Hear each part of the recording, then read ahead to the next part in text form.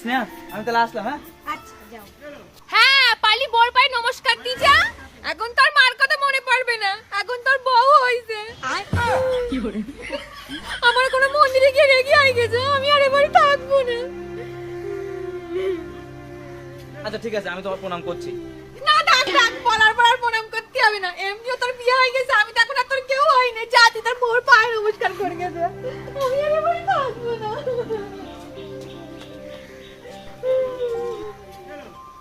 মা কান্না করছে, খুব কষ্ট হচ্ছে তাই না? যাও মারা চলে তলায় থাকো গে যাও। কালকে থেকে কাজে যাওয়ার সময় আর আমার বলে যেতে হবে না, তোমার জন্য আমি এতগুলো কথা শুনলাম। আরে একটা মহা ঝামেলায় পড়লাম আমি।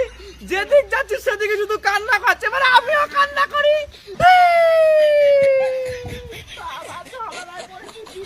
কি আর বলবো দি, আগের জন্মে আমি পাপ করেছিলাম, পাপ। সেই জন্যই তো আমার কপালে এইরকম একখান বৌমা এসে জুটিছে। বাবারে বাবা, কিছু বলার কায়দা নেই, জামুকির সোপা। বাপের বাড়িতে কি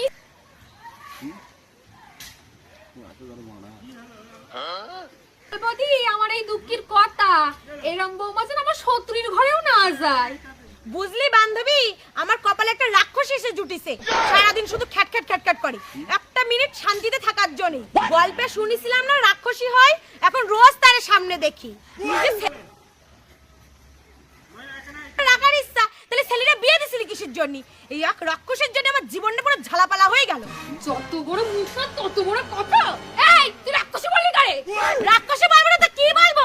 রাক্ষসীর মতো ব্যবহার করিস। এই তুই কি বলি আমি রাক্ষসী? আমি রাক্ষসী? তোর তো গুষ্টি শুনতে সব পেটনি, আর তুই সব থেকে বড় পেটনি। এই তুই আমার গুষ্টি তুললি কেন? হ্যাঁ কত করে গুষ্টি তোলা না? তুই কি রকম? এই শোন, মুখ সামনে কথা বলবি। এটা কি তোর বাপের বাড়ি পেয়েছিস নাকি যে তুই মুখ চালাচ্ছিস? মুখ তোর বাপের বাড়ি গিয়ে চালাবি, এই বাড়ি না। শোন, এটা না তোরা বাপের বাড়ি না, ঠিক আছে? তুই যেরকম এই বাড়ি রইছিস, আমিও সেরকম এই বাড়ি রইছি। শোন, একদম চুপা বাজাবি না, ঠিক আছে? চুপা একদম ভেঙে দেবো। আরে আমি তোর ছেড়ে দেবো নাকি? আমিও তোর মুখটা ভেঙে দেবো। যত বড় মুখ না তত বড় কথা। আসিস আসিস, কে কার মুখ ভাঙে দেখাই দেবো খুনি।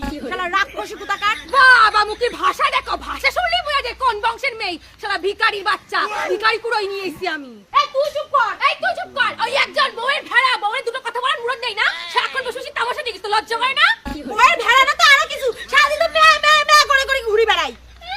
ম্যানা করে তো আরো কিছু, দিন রাত বড় কথা ওটাই বসে আর নাচ করে, নিজের তো একটা কথা বলার মুরত নেই। তা আমার কথা উঠবে না তো কার কথা উঠবে? পাড়া লোকের কথাই নাকি? আমার কথা উঠবে আমার ছেলে। আরে বাবা, তোমরা দুজন একটু চুপ করবা। এই চুপ করবে কেন রে? চুপ করবে কেন? সারাক্ষণ বউয়ের ফোনে কথা বলা, তাই না? আমার ফোনে কথা বলতে পারবি না, তাহলে আমার বিয়ে করেছিলি কিসের জন্য?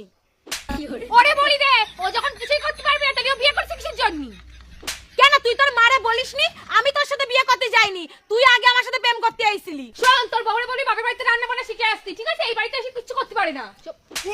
তোর মারে ঠিক করে বলি দে, ওটা আমার বাপের বাড়ি, হোটেল ম্যানেজমেন্টের কোর্স না। কি না তুই বলতে পারছিস না?